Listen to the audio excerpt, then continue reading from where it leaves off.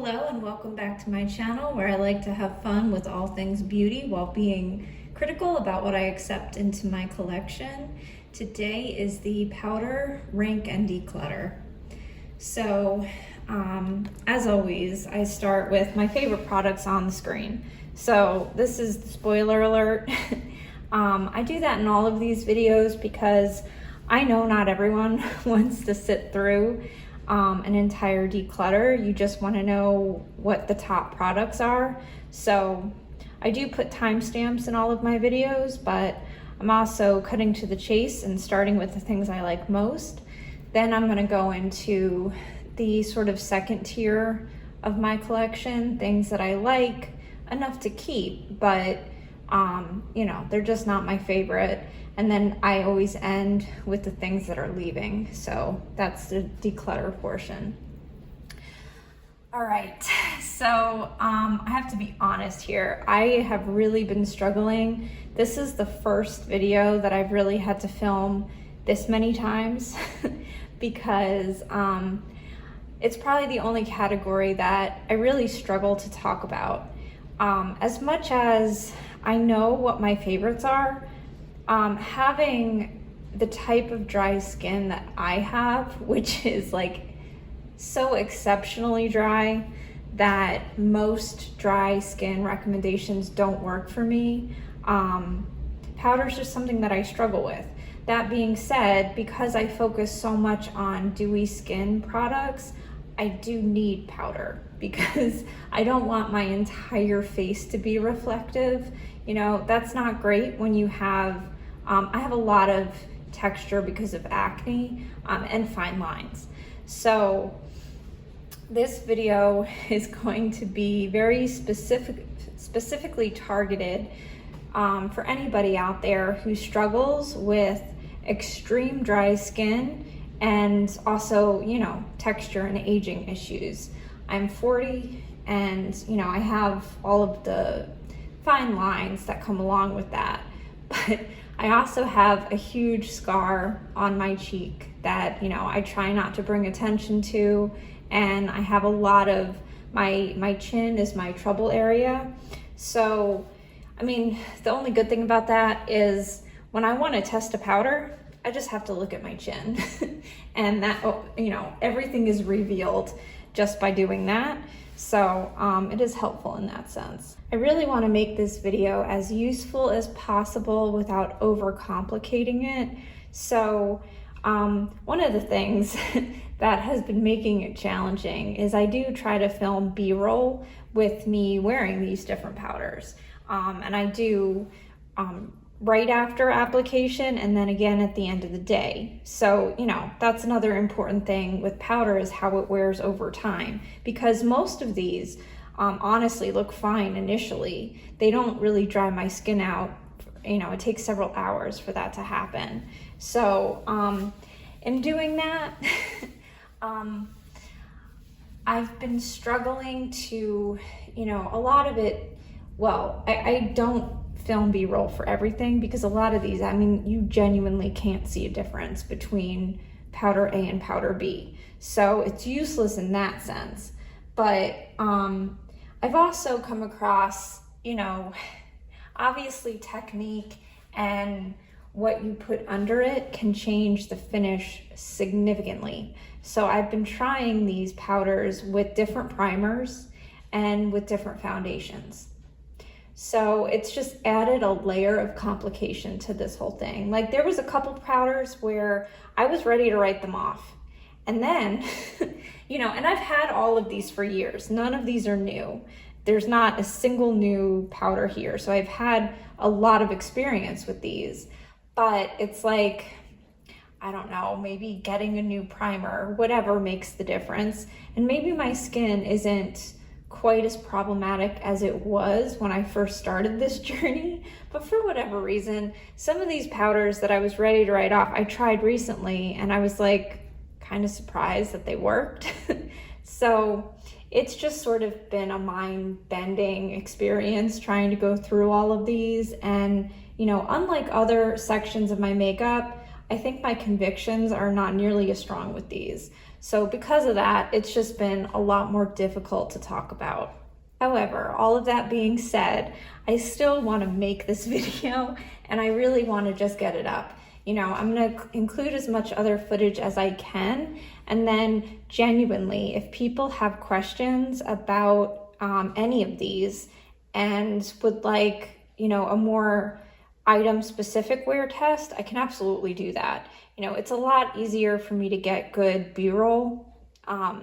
I don't have a good camera for filming, so it's difficult for me to use these, you know, like live on camera and get ready with me. I hope to eventually be able to do that, but in the meantime, you know, I can always do that in B-roll, and I would love to make a separate video if that would be helpful, so please don't hesitate to ask. Okay, that was a long enough intro. If you're still here with me, I appreciate it so much. To keep things simple, unless otherwise stated, these are the face products that I used with all of my powders, just to keep things on an even playing field. Now we're going to talk about the easiest powder here to talk about, which is the Kosas Cloud Set. This is the easiest for me to talk about because it's the least problematic powder. That is why it is my everyday powder. You know, I've been using this for years, and as you can see, I have a few different shades. I think overall Feathery is the one that works the best for me.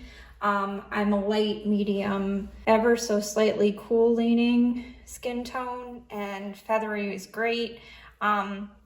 This one's good for brightening. I'm not big on brightening because I feel like, you know, typically my concealers are slightly lighter than my foundation, so I already have some brightening going on under my eyes, and any more than that, and it starts to just bring attention or cause more of a contrast. I tend to like a deeper powder even under my eyes because it bridges the gap between my cheek products and my under eye products. You know, having hollows, I want to minimize the attention to that area.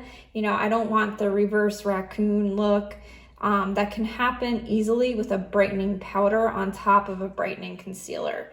So, you know, that being said, occasionally I like to, you know, lighten this a little bit because I don't know, it depends on the rest of my complexion. But this is the one that I've panned and repurchased. Then I got this mini in Breezy just to kind of see. And fortunately, these are pretty light coverage. So, you know, if you get a shade that's close enough, it's probably fine.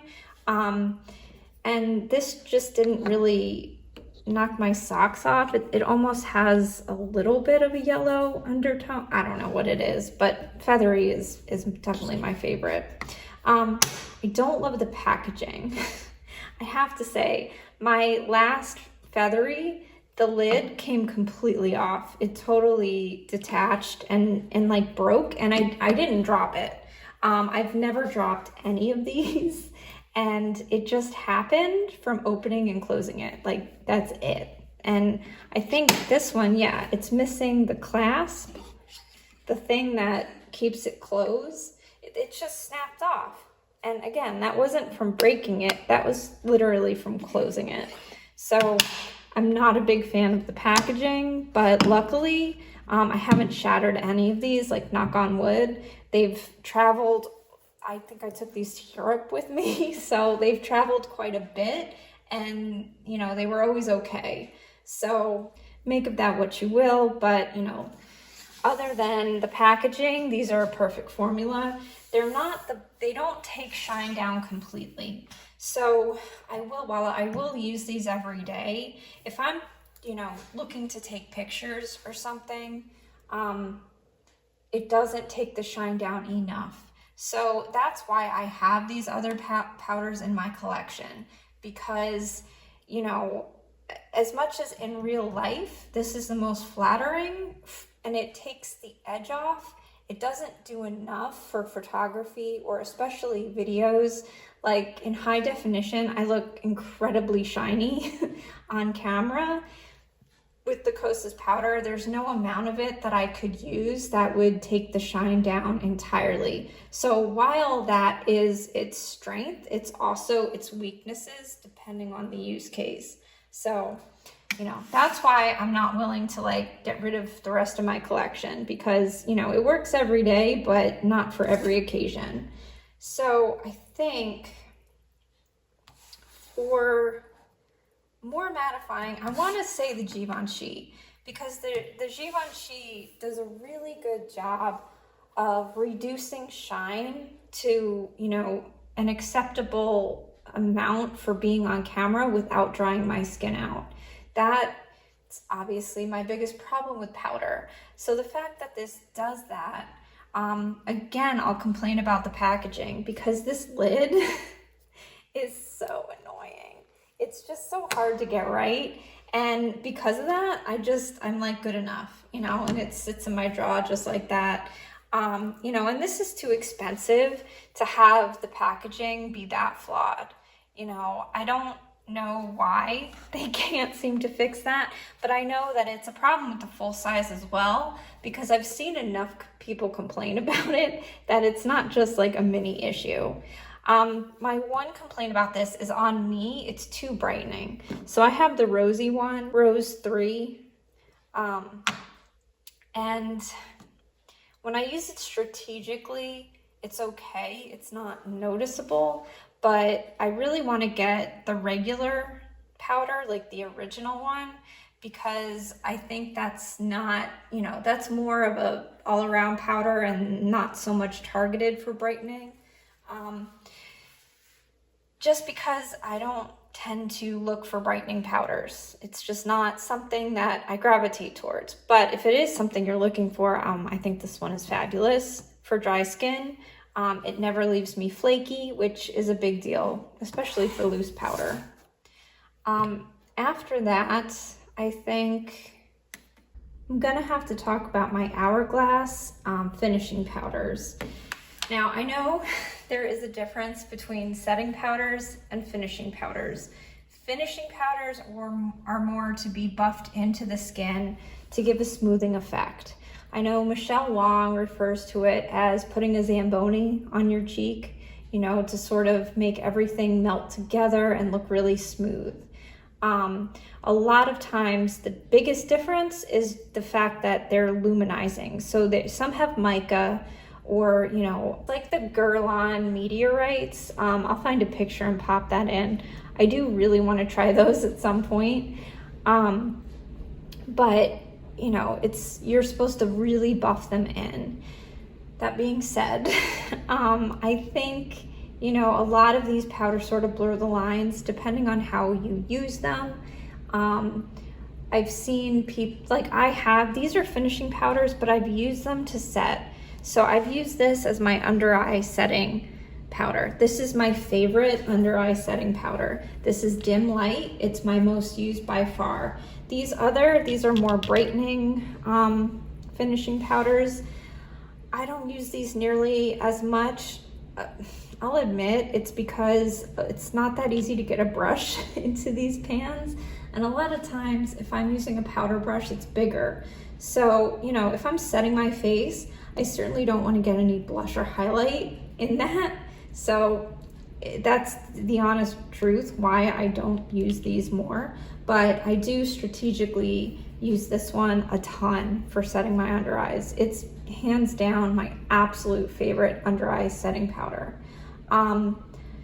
If I had bigger pans, I would probably reach for these more for finishing powders. I don't tend to use finishing powders just because I've never had them work on me. You know, I'm still interested, but a lot of times when I'm done with my makeup, when I finish my powder, I'll use a finishing spray instead, because the, you know, MAC Fix Plus or like the Hourglass has a really nice one. The glycerin sort of melds everything together, and for my dry skin, that just works better. You know, maybe for people with more oily or even normal skin, they can use finishing powder and get a better result than I do. You know, it could be lack of experience or it could be my skin type. but for whatever reason, I just don't tend to reach for them. But like these I can use anyway, you know, despite that. So after that, I feel like it's a tie between my Pat McGrath and my Charlotte Tilbury. What I really like about these Charlotte Tilbury powders is I love to travel with these. I love that they come in the small size and they're very durable. Whereas the Pat McGrath, if you look at these the wrong way, they will shatter.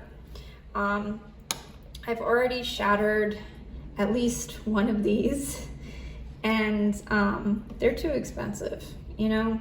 They should have, I feel like by now, if they're not gonna change the packaging, they're never gonna change the packaging of these, but it would be fabulous if they did. With these, I have to be more careful. If I use even slightly too much, they will make me look dry.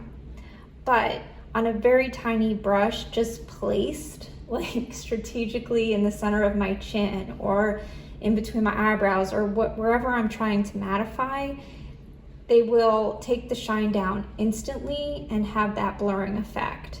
I feel like it's a balancing act with how things are milled.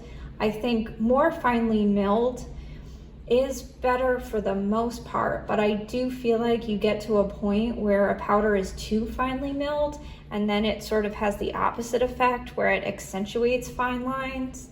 Whereas when something is finely milled to the right extent, it has a blurring effect. So, you know, I used to think just the finer mill, the better, until I met some powders that that sort of had the rebound effect. But anyway, I feel like this is a very fine mill, and you know, because of that, it's very blurring. I will use this under my eyes sometimes, but I do think the Hourglass is just easier to use because I know I'm not going to go too far. Whereas if I get even just a little bit too much of this, I'll start to get dried out. So, you know, it's more finicky, but it's a great powder and I'm really happy to have it because of the blurring qualities. After that, you know, I tried these two different colors. This is 1 and 2. I think 1 works better. The undertone of that works better for me. And this is, I feel like it's really similar. In my mind, it has a very similar use case to the Pat McGrath Labs. It's just slightly easier to work with, and the trade-off is being slightly less blurring, but it is still blurring. I guess if I were to pick my number one, like how to sell Gina powder, it would be call it blurring, and she will likely buy it, because that's the word I want to hear. Not every powder that makes that claim delivers, but it is definitely something that I look for. I guess speaking of blur, we should talk about these two. So the By Terry, this I had written off. This is an example of a powder that I had truly given up on. I thought it was too drying. This is the Hydra Care Setting Powder. So it's hyaluronic powder, Hydra powder, whatever. The difference between this and other powders that I've heard called that is this does not feel wet. You don't get the wet effect. Like when I first heard of that, I was so interested until I found out that it didn't really work that well for most people. And then I sort of got over the gimmick of it. This doesn't have any of that gimmick going on. It's extremely finely milled, so I feel like I could go overboard really quickly with it, but when I use it strategically, it works really well.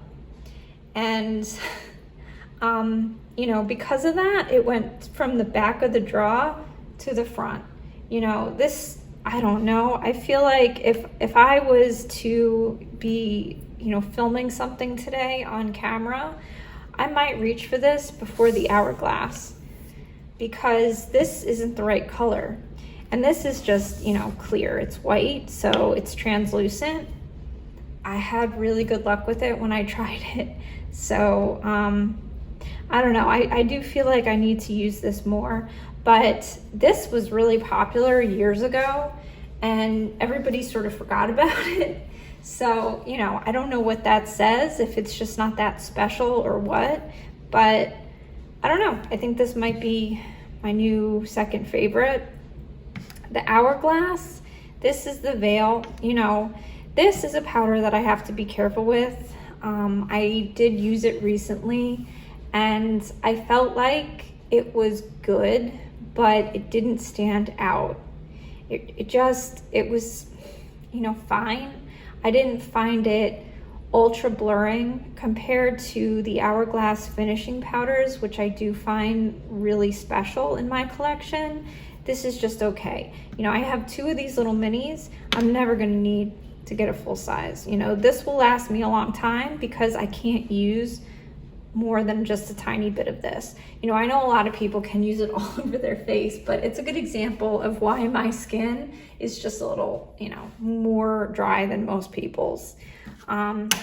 So those are all my top powders.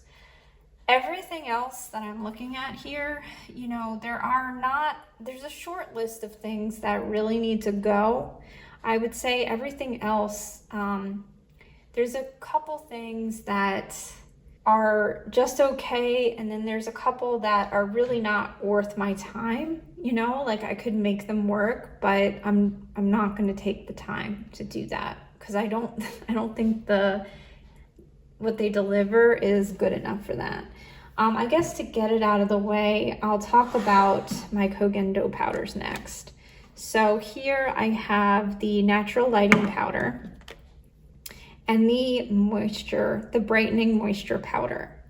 So these just don't work on my skin for whatever reason. I have tried a million different ways. I've tried so many different foundations and primers to go with these because, you know, they were expensive and I wanted to make them work.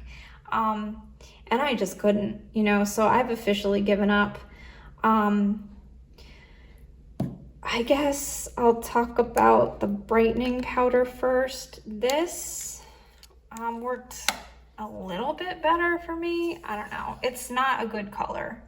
It is stark. So it's brightening, but it's way too brightening, and it never really, this might be an example of something that is too finely milled for it to work on me. It really kind of emphasized texture under my eyes. Under my eyes, when I used a really, really hydrating primer, I could get it to work using a very slight amount, and it looked okay. Even at the end of the day, it looked okay. But it was annoying to have to do all that to make it work when the effect is no better than the powders that I have that are easier to work with. So despite it being called the moisture powder, and yeah, I guess, you know, the swirls are supposed to be skincare, I did not find it to be skin-caring. I found it to look very cakey very easily. Then the Natural Lighting Powder, this has a little bit of mica in it. I guess this is more of your classic finishing powder because of the little bit of mica.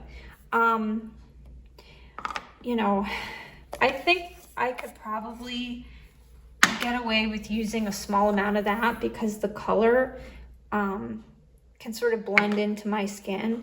But if I use it as a finishing powder, like the way it's intended, if I really buff it, and this past time when I was taking B-roll, I took a lot of time buffing. Like I edited, well, I turned the camera off and then I continued to buff it into my skin with the powder brush.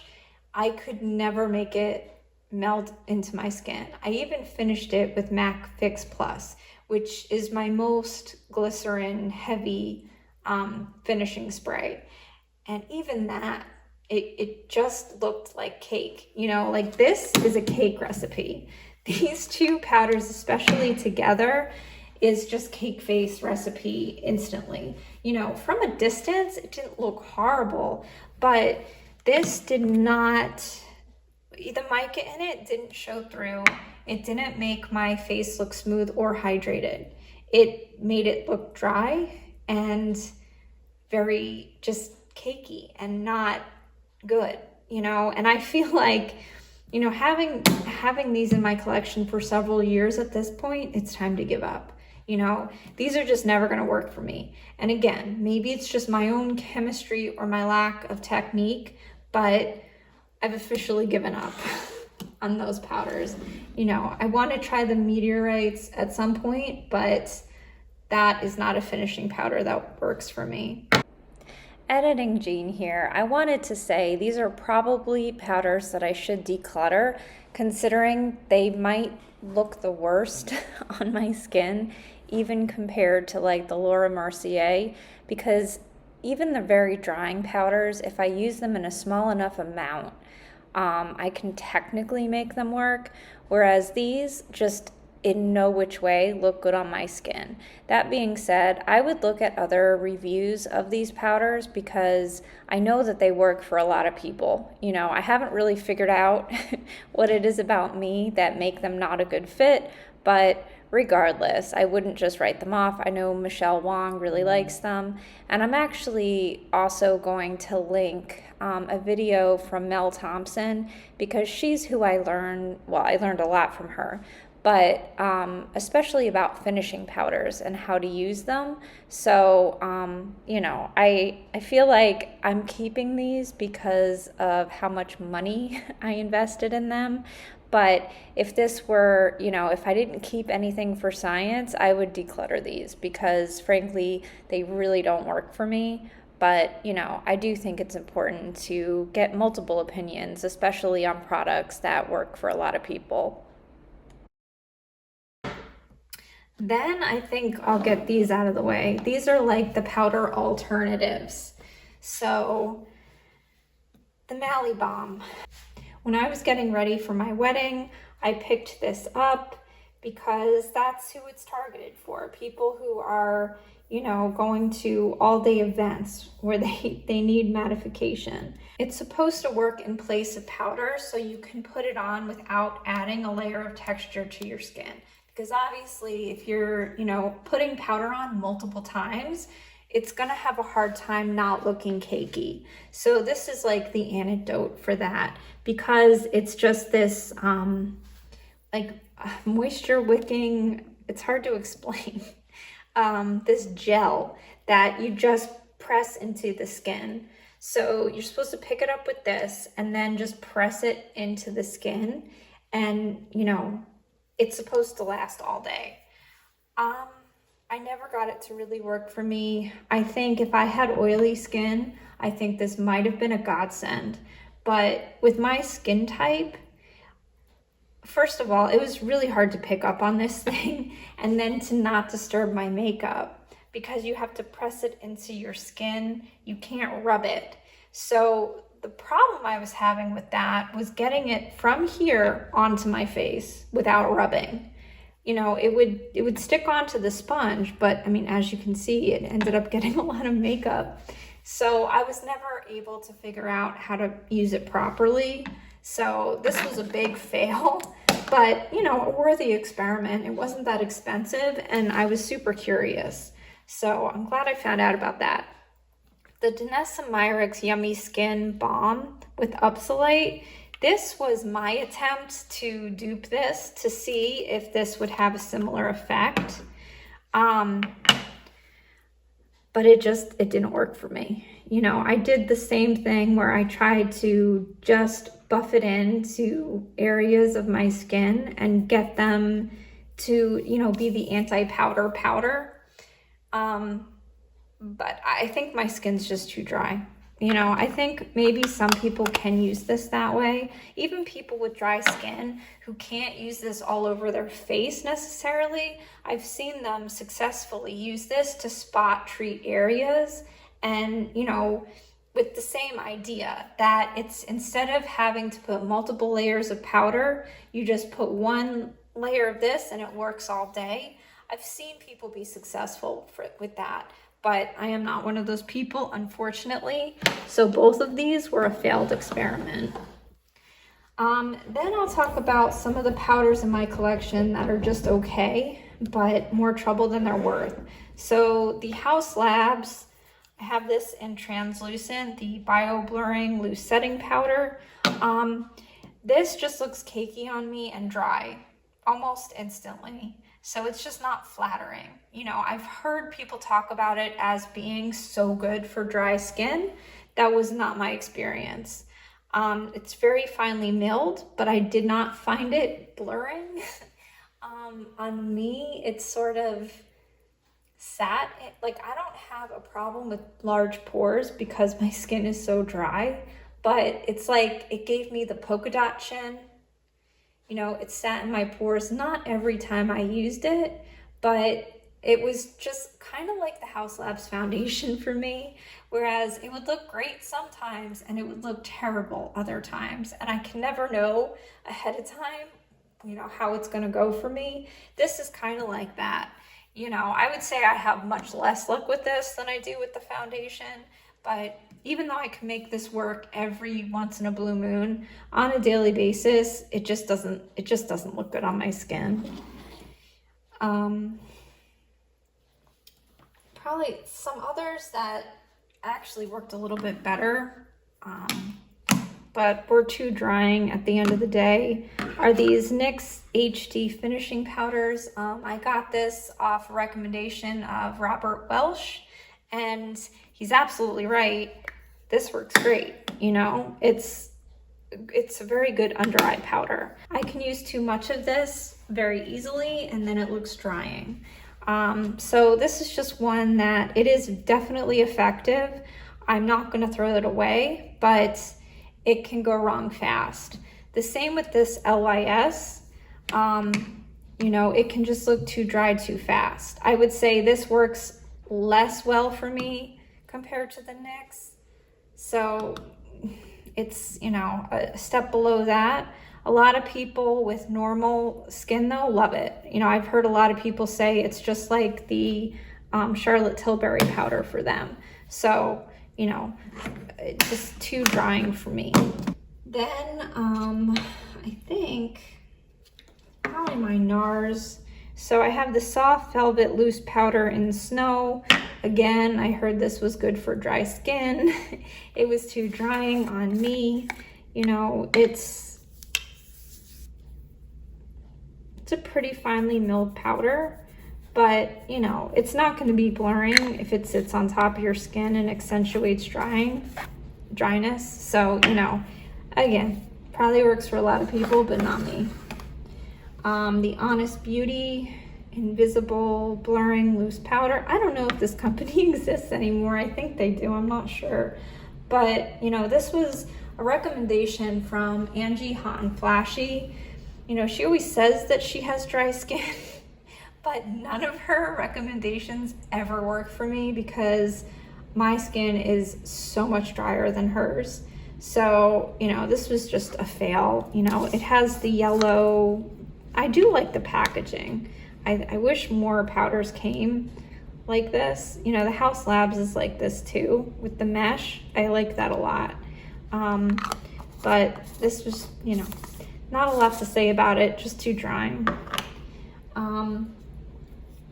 Well, the Laura Mercier, the OG, I kind of knew this was going to be true. I don't even think I bought this. I think I got this free with something. Because I knew it was going to be too drying for me, and obviously it is, you know, so I just have better options. I'm not going to use that. This was another Angie Hot and Flashy, the Bye Bye Pores Translucent. You know, I've heard this is great at minimizing pores. Pores are not a problem for me. If you have more normal skin, then I think maybe it's worth a shot, just not extra dry skin. Okay, I think we're almost at declutter. So I guess I'll get these two out of the way. These are really just samples. This is the Nars in Translucent Crystal. I think this came out with the light reflecting line. I could be wrong, but this is super finely milled. I have used this as an under eye powder. I do like it as an under eye powder, but only in very small amounts. If I use too much of this, it will look too drying, but used very strategically, I do like it.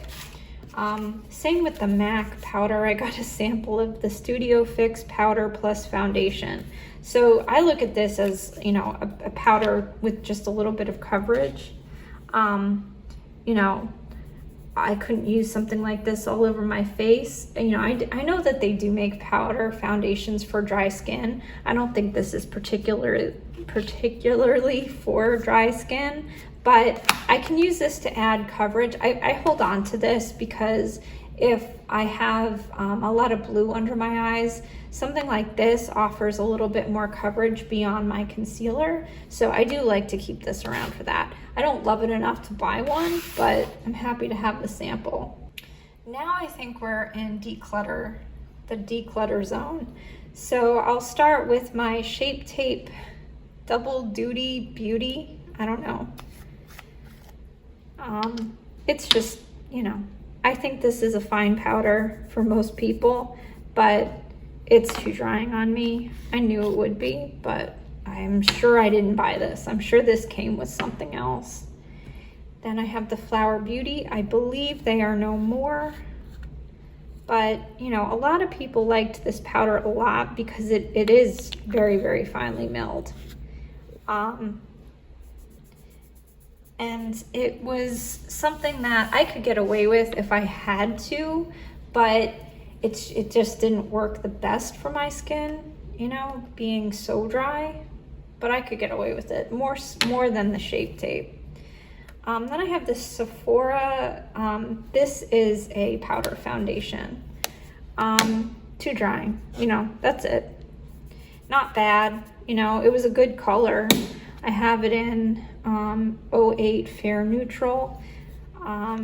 This I bought with the same use case as the MAC for under eye, you know, just adding a layer, or even other parts of my face. A lot of times my acne, so I'll use like a matte concealer to cover the acne on my chin, but sometimes it's still not enough, and if I use powder, it'll dry it out too much. So I like having stuff like this as like an option for that. So I might hold on to this. I don't think it's the worst in the world, but I do like the MAC better.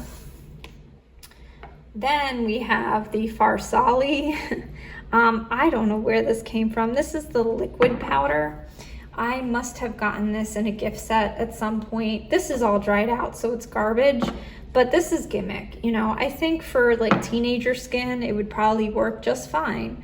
But, you know, it was obviously too drying for me. So I just let it sit until it dried out. You know, one thing that this reminds me of is the powder in a can. I think Flower Beauty has the setting spray that sets with like a powder finish. I am really interested in that only because Teresa from Teresa is Dead, who complains about having super dry skin, swears by that stuff. If it wasn't for her endorsement of that, I would just write it off and say, no way my skin can handle that. Just like, you know, regular setting sprays, like my skin can't handle any of those. So I would have assumed that something like that wouldn't work for me, but you know, it's cheap, it's drugstore, so I might try it at some point, just out of pure curiosity. I'm sure it won't replace my favorite powders, but. And then finally, we have these SPF powders that are just expired. And you know, I just don't like the setup here. You know, first of all, I would never rely on these for reapplication. I would rely on an SPF stick, but I would not rely on these for reapplication. What I bought these for was I thought that being in Florida, I could use these as setting powders. So, you know, the Color Science, they have a bunch of different makeup products. I bought all of them. I bought the blush, bronzer, lip products, the whole nine, back when I was first getting into all of this. And it's just not dry skin friendly. And clearly these are powders.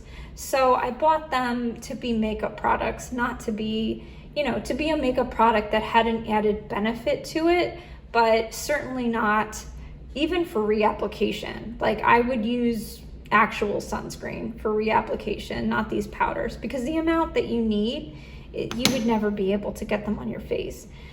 that being said, even if these would work for me, these brushes get so gross. And I have like the Sephora cleaner that's really gentle for brushes.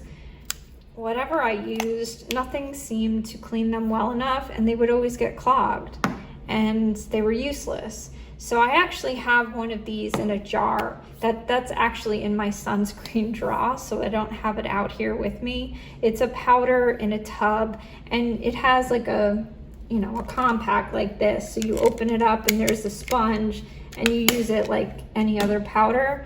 I have used that if I'm like going to the beach and wearing makeup, which almost never happens. You know, if I'm going to the beach, I'm usually not wearing makeup unless, you know, I have to go to like a barbecue or something outside where I really need to layer the protection. I will reach for that powder, but generally these powders just are not my favorite. So it's time for me to get rid of these. You know, I did like the Jane Iredale one a little bit better. It's more cosmetically elegant. The Color Science just, yeah, that I think better for oily skin. Jane Iredale, slightly better for dry skin. I still wouldn't recommend either of these just because, you know, and you can depot them. You could empty a powder compact and put this powder in there and use them like that. That's probably what I should have done, but I just let these sit too long. So it's time for those to go just because of age. So that is my powder collection. I really hope that was useful. I really hope that my B-roll is helpful. I know it is lacking in most cases. So because of that, you know, I stress to always feel free to ask for things, you know, like this is my last big roundup video. You know, I do have more declutters to come. I have lip products and primers, but you know, I'm not sure when I'm gonna film those. This is my last really big roundup video. So it's summertime, it's a little bit slower. I certainly have the time to answer requests. So if you are interested in seeing close-ups of any one of these powders, feel free to ask, or any of my other makeup that I've already gone over, feel free to ask, and I will absolutely make a separate video about that. So anyway, I hope everybody is having a fabulous week, and I will talk to you soon.